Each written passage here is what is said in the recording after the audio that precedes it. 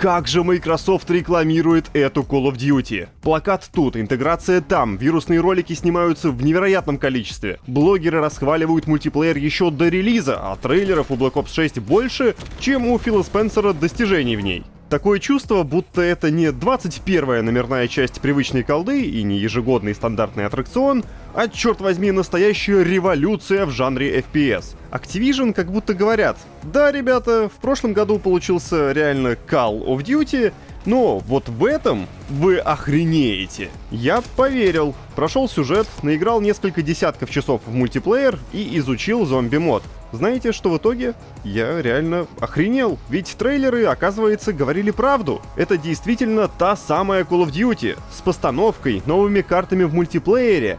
Но, как всегда, есть подвох. И даже не один. Вы на stopgame.ru, меня зовут Миша Галкин, и давайте посмотрим, насколько хороша, и хороша ли в принципе, Call of Duty Black Ops 6. Правда лжет. Это главный слоган новой Black Ops. Игра подтверждает тезис прямо своим названием, потому что Black Ops 6 — это не совсем шестая часть на самом деле. Предыдущая Black Ops, которая Cold War, вообще не имела цифры в названии. В четверке не было сюжетной кампании, и ощущалась она скорее как неплохой спин-офф. А если посчитать вообще все крупные игры в таймлайне Black Ops, то шестая часть окажется, седьмой, потому что Резнов впервые появился еще в World at War. Это даже нельзя назвать прямым продолжением прошлой Black Ops, ведь местный сюжет берет свое начало в середине повествования Black Ops 2. Если помните, часть истории там разворачивалась в прошлом. Вот ровно после нее стартует эта колда. Да-да, шестая часть. Раз уж начали с таймлайна серии, давайте сразу перейдем к сюжетке. Она в этом году полноценная, проходится около 8 часов, содержит 11 больших заданий и доверху напичкана классными постановочными эпизодами. Бюджет в постановку вбухали знатный, и такой размах, в общем, был ожидаем. Black Ops 6 побила рекорд серии по времени разработки. Ее пилили аж 4 года силами 8 студий. Так что навал контента и в сюжетке, и в мультиплеере издательство Activision обеспечило. Вопрос только в качестве этого контента. Итак, завязка. Начало 90-х, война в Персидском заливе в процессе, а у отряда в составе новичков Маршала Хэроу, протагониста Кейса и бессменного Вудса неприятности. Во время операции по поимке министра обороны Ирака команда сначала вляпалась в перестрелку с целой армией неизвестного происхождения, которой почему-то этот министр тоже был очень нужен, а потом внезапно встретилась с вернувшимся из Black Ops Cold War Расселом Адлером, который этого министра сразу же пристрелил и с вот таким лицом сказал: «Передайте Вудсу, слон бьет ладью». Жаль, не все поймут. В итоге задание провалено, а от работы отряд отстранен. Теперь нужно придумать способ, как разобраться в происходящем самостоятельно. А то все как-то мутно выглядит. Тут мужики с автоматами и вертолетами, тут Адлер вернулся после 10 месяцев молчания, тут очень подозрительный Дэниел Ливингстоун. Благо, Вудс не все и понял намек Адлера. Намек этот привел команду свободных агентов в особняк в Болгарии. Вид тут красивый, места много, и, как удачно, в нем спрятана бывшая база КГБшников. В ней Адлер долгое время собирал данные о той самой армии, она же организация Пантеон, чтобы выяснить, кто за ней стоит. В конце концов, по приколу, такие войска никто собирать не будет. Тут заканчивается первая миссия. Дальше по сюжету отряд болгарского особняка будет обрастать союзниками, узнавать, что же хочет этот пантеон, разоблачать предателей в тылу и, конечно, разумеется, а куда ж без этого, искать биологическое оружие. Фанаты Black Ops обнаружат тут гору отсылок на другие части и почти все привычные элементы серии. То и дело появляются цифры, Мейсоны ставят лайк, уровни с прикольной шизой героев в духе Зимнего леса или Вьетнама, хоть и не особо впечатляют, но присутствуют, а еще авторы наклепали кучу простеньких загадок, которыми пытаются разбавлять пострелушки. Экшена тут на самом деле не слишком много. В этом году Activision прямо с лопаты навалила стелс-миссий и заданий с диалоговыми опциями вдоль всего прохождения. Кажется, будто над входной дверью в офис разрабов висела табличка с надписью «Делаем разнообразненько». Надо, чтобы каждый час темп повествования непременно менялся. Обеспечиваем игроку американские горки. Стрельба, диалоги, стелс, танк, плавание, хоррор.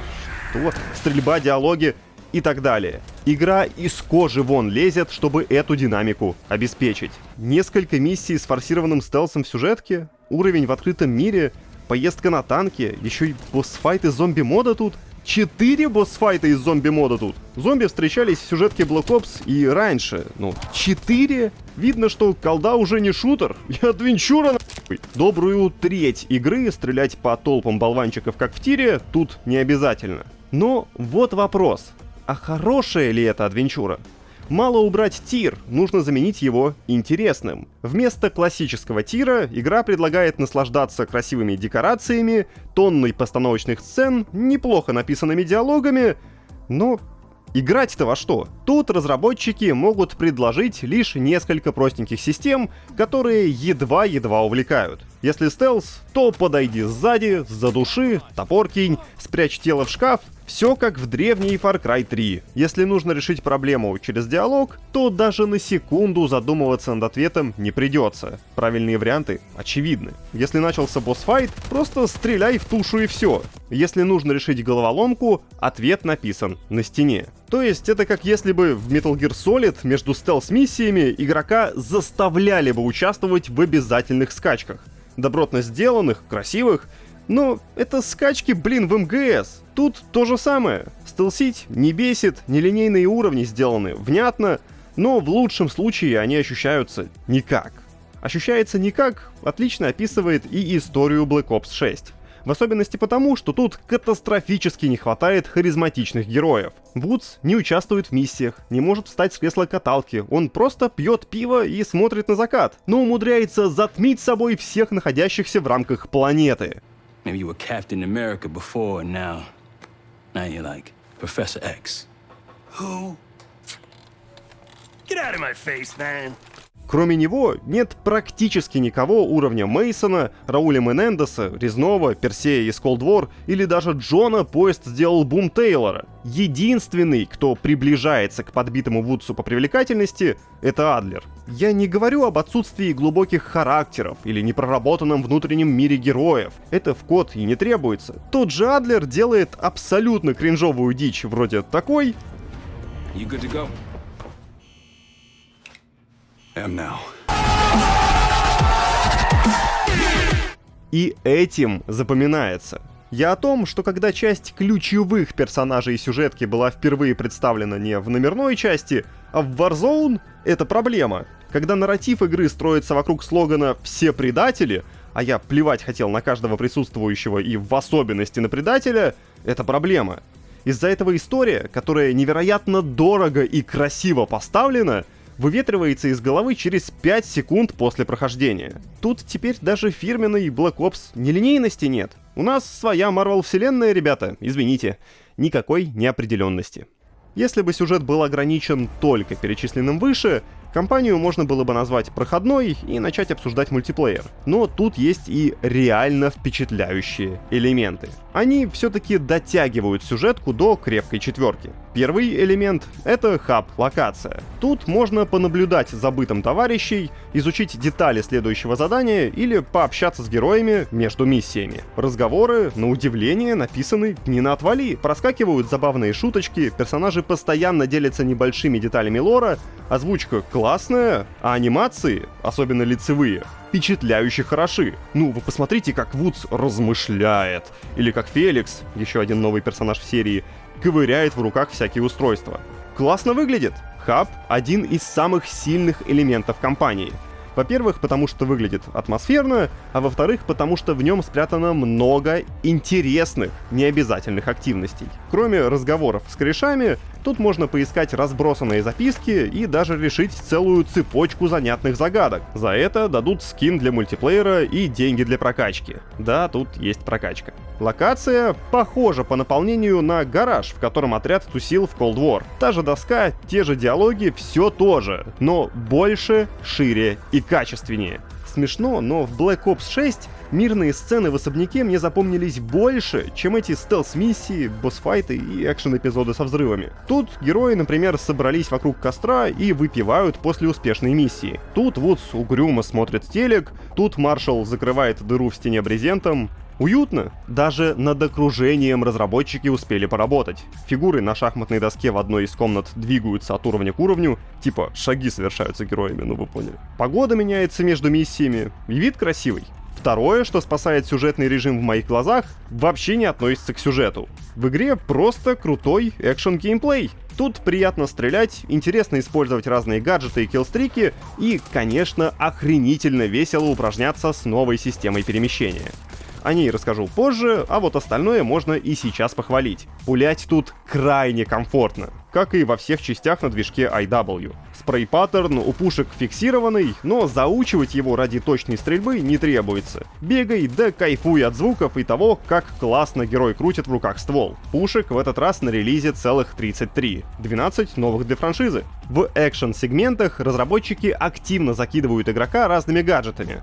То взрывающуюся машинку можно запустить, то арт-удар вызвать, то слоумо врубить, кучу разных гранат дают и так далее. Все это, кроме слоумо, перетащили из других режимов. Но какая разница, если и в сингле штуки отлично работают? Перед вами щитовик с кучей хп, просто стрелять и бегать вокруг него — это скучно. Лучше взять нож, который подрывается в полете, и ваншотом убрать гада. Зачищать аванпосты в очередной open world миссии с автоматом наперевес может быть утомительно, но арт-удар позволит решить вопрос, даже не подходя к противникам. Да просто прикольно прожать адреналин, прыгнуть лбом в сторону врага и в слоумо его расстрелять. Бессмысленно абсолютно, но ощущается офигенно. Короче, сюжетка в этом году красивая, с ног до головы обмазана постановочными сегментами, но слишком часто отвлекается от стрельбы в основном сюжете на фоновой активности и страдает из-за нехватки харизматичных персонажей. Но давайте отложим сюжет в сторонку и поговорим о реально важных вещах, о нововведениях в мультиплеере. Над онлайном работала Treyarch, и у нее было достаточно времени, чтобы придумать, чем удивить игроков. Напоминаю, цикл разработки растянулся аж на 4 года. Удивлять собрались 12 новыми картами для 6 на 6 и еще парочкой для остальных режимов, переработанной системой перемещения, улучшенными анимациями и расширенной прогрессией. Удивили? Перед ответом давайте сначала озвучу базу. Это все та же Call of Duty. Оппоненты отъезжают относительно быстро, присутствует абсолютно дисбалансная, но интересная кастомизация стволов, игра постоянно выпендривается крутейшими анимациями перезарядок, и главное, стрелять тут по-прежнему очень приятно. Все основные плюсы и минусы на месте. Устоявшийся дизайн мультиплеера работал даже в кастрированной Modern Warfare 3. И кардинально менять его разработчики, видимо, не хотели. Попытались просто сделать получше то, что есть. И они с этой задачей справились. Крупнейшее нововведение года — технология OmniMovement. Так авторы назвали новую систему перемещения тушки вашего героя. Теперь можно бегать хоть боком, хоть спиной, делать резкие подкаты в любую сторону, быстро садиться на жопу и смешно прыгать лицом вперед или назад, отстреливаясь. Как фанат The Finals должен с важным лицом поднять палец и сказать, что бегать боком можно было еще там, но многие этого даже не заметили, потому что возможностью 360 ноускоп бега все и ограничивалось. Тут же система действительно слегка преображает игру, но не из-за того, о чем рассказывают в трейлерах. Самый полезный элемент OmniMovement — не распиаренные прыжки, а доработанные подкаты. Они крайне резкие и теперь срабатывают даже при беге в бок. Вы спокойно можете целиться, крутиться или вообще, это мое любимое, резко остановиться прямо во время скольжения и начать отстреливаться лежа на спине. Я моментально приноровился нажимать кнопку приседания и очень часто выкатывался на противников вот так. Возникло ощущение, будто подкаты всегда должны были работать в шутерах подобным образом. Что же насчет прыжков, то это очень весело, но вообще ни хрена не эффективно. Чтобы совершить такой маневр, нужно разогнаться, а потом зажать кнопку приседания. Тогда герой полетит лицом вперед, и на какое-то время вы потеряете контроль над перемещением. Убивают во время прыжка моментально, а вот летящему отстреливаться тяжело, потому что войти в режим прицеливания сразу после взлета нельзя. Только стрелять от бедра с огромным разбросом. Ну и после приземления моментально вскочить и побежать тоже не получится. Поэтому не пристрелили во время прыжка, добьют после. Думаю, что прыжки задумывались разработчиками совсем не как новая система для нагиба, а как штука для понтов. чтобы раз в год получилось вот так выпрыгнуть со второго этажа, записать это на свою Nokia 3310 и всем в классе показывать, какой вы Макс Пейн. А я и не против, записал и вот показываю, так что пусть будут эти прыжки, не мешают.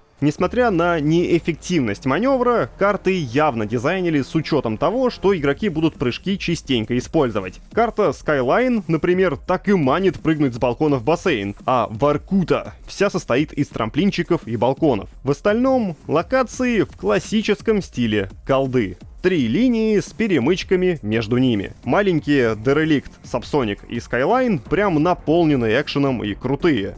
А вот все, что больше, сомнительно. Карта Red Card в режиме Team Deathmatch просто пустая, на ней приходится врагов искать с биноклем. Если говорить про остальные изменения в мультиплеере, то все новые системы, кроме переработанного спринта и подкатов, ощущаются как кучка неплохих заплаток. Вот возможность захватить врага и через микрофон наговорить ему гадостей — это прикольно, но вряд ли тянет на масштабное изменение. Усовершенствованные анимации, когда при попадании в руку или плечо вы наблюдаете разные варианты смерти противников, тоже прикольно, но не тянет на масштабное изменение. Новая система перков, где за выбор пассивок одного типа дают четвертую, прикольно, но не тянет на масштабные изменения. Автоматические наклоны при приближении к препятствию — прикольно, но... Короче, идею вы поняли. Все эти нововведения пытаются сделать опыт заядлых фанатов игры чуть лучше по всем фронтам. Я не могу себя отнести к таковым, но как человек, который все-таки частенько играет в мультиплеер серии, думаю, что у разработчиков получилось. Они не меняли привычный игровой процесс последних Call of Duty, не удивили инновациями в жанре FPS,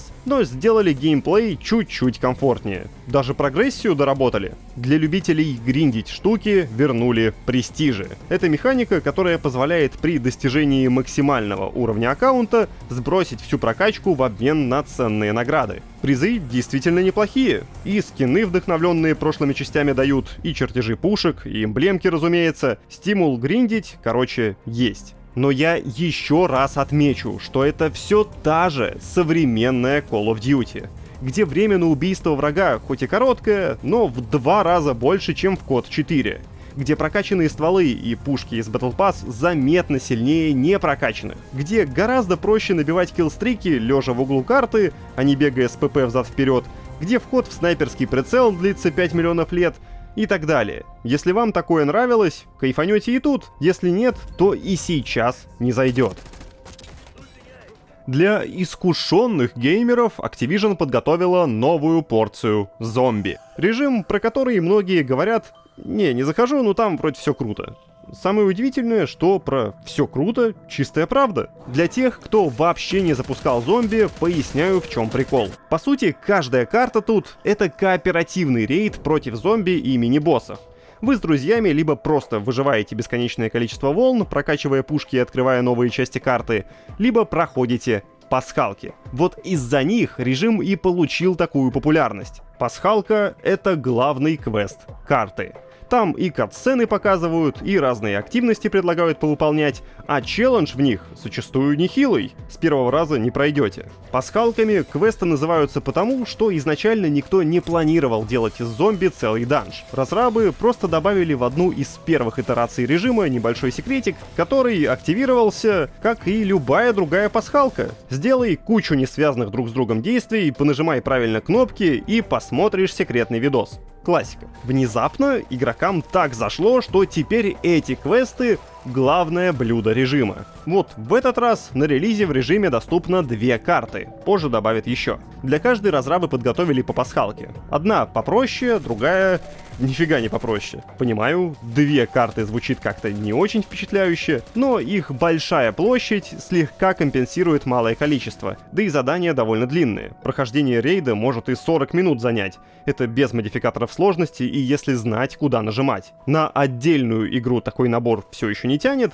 но несколько часов тут провести можно. В отличие от Modern Warfare 3, которая очень неуклюже попыталась скрестить зомбей и Warzone, Тут велосипед изобретать не стали и вернулись к классике. Снова бегаем по карте, открываем двери, прорываемся через волны голодных зомби, качаем пушки и крутим рулетку со стволами через деревянный ящик. Проходить пасхалки, как минимум в команде со знающими людьми, тут очень весело. Нужно следить за количеством денег в кошельке, постоянно бегать между точками интереса за апгрейдами, отстреливаться от орд зомби и кооперироваться, чтобы успеть сделать квест побыстрее. Ведь чем дольше возитесь, тем жирнее зомби. Учитывая, что никаких подсказок по выполнению основного квеста в интерфейсе нет, челлендж становится еще серьезнее. Например, на первой карте вам надо сначала собрать детали для создания супероружия, потом пробежаться с ним по карте и всосать необходимые для квеста предметы, потом заманить мини-босса в одну из ловушек и именно в ней его добить. И это только часть рейда. К концу забега матч вообще превращается в перемалывание каких-то невероятно огромных орд мертвечины из бластеров, в постоянную беготню и подкаты через редкие промежутки в толпе и в отстрел жирных мини-боссов. Могу уверенно сказать, что среди всех режимов именно зомби мне зашли в этом году больше всего. Ощущается динамично, работает стабильно и глубина в геймплее есть. В настройку бафов жвачек и в разные варианты прокачки во время раунда я даже лезть не буду. Это тема для отдельного видео. Будь там не 2, а допустим 8 карт с разными квестами, с радостью бы купил игру исключительно ради этого режима. В этом году Call of Duty далека от оценки изумительно, поскольку каждый из элементов игры имеет заметные изъяны. Сюжет не запоминается из-за отсутствия крутых героев. При этом в погоне за динамикой и разнообразием в геймплее компания начала отвлекаться от добротного экшн-тира на тонну унылых систем. Мультиплеер пропитан фразой «то же, что в прошлом году, но чуть лучше», а зомби просто очень мало. 2 карты удержат ненадолго. Их со временем станет больше, но пока так. Даже с технической точки зрения у этой код не все в порядке. Игра все еще миллион раз перезапускается при установке и обновлениях, иногда не сохраняются чертежи пушек, у некоторых игроков возникают проблемы с соединением. Ничего критичного, но не идеально. С другой стороны, и со всеми этими недостатками Black Ops 6 является одним из лучших актуальных шутеров. Стрелять тут мега приятно. Есть целых 3 совершенно разных режима внутри одной игры, навалена гигантская гора контента для прокачки, сюжетка просто разрывается от дорогой постановки, а Omni Movement приятно разбавляет привычный геймплей серии. Не стоит забывать, что и новый контент в колду активно добавляется в течение года. Будет чем заняться. Короче, это неплохая Call of Duty. Видно, что авторы старались. Так что от себя дотяну очень крепкий проходняк до жиденького похвально. По крайней мере, выполнили основную ежегодную программу. Пишите, как вам игра, и заходите на наш Бусти. Там блиц-обзор этой колды я выложил еще неделю назад, а вы и не видели. Жмите лайк и увидимся на Stop Game.ru.